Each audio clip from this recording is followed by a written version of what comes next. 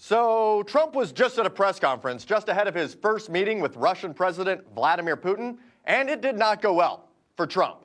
There's so much crazy coming out of the Trump regime on the daily that it can be a bit hard to keep up. We got you.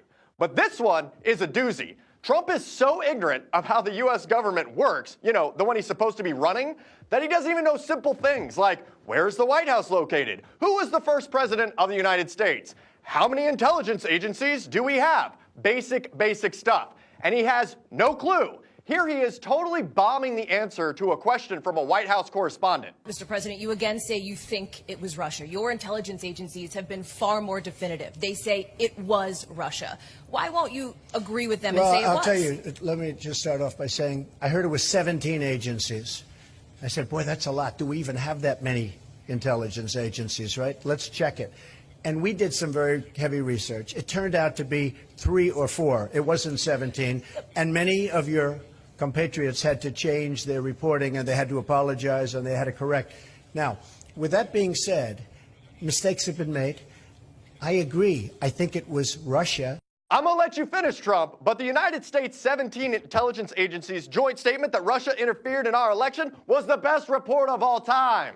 Seriously, though, for the record, the U.S. intelligence community does include 17 separate agencies, and they all issued a joint statement via the Department of Homeland Security and the Office of the Director of National Intelligence on October 7th, 2016, saying that the U.S. intelligence community was confident that hacks into the email systems of the Democratic Party and its officials were directed by Russia's senior-most officials.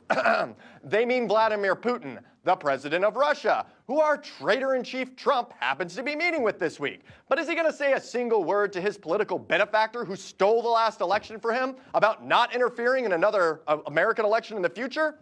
Nope, I wouldn't bet on it, because Trump would rather win through treason than make sure that we have free and fair elections here in our home country, something him and Putin probably agree on. And one last thing. If you're going to be president of the United States, you need to know how many intelligence agencies there are.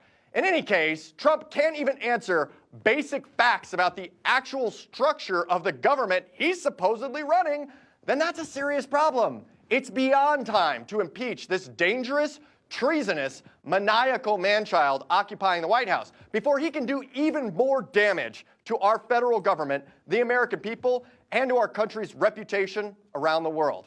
I'm Ryan Clayton. This is Content News. Come back daily for the news where we're free to share the truth.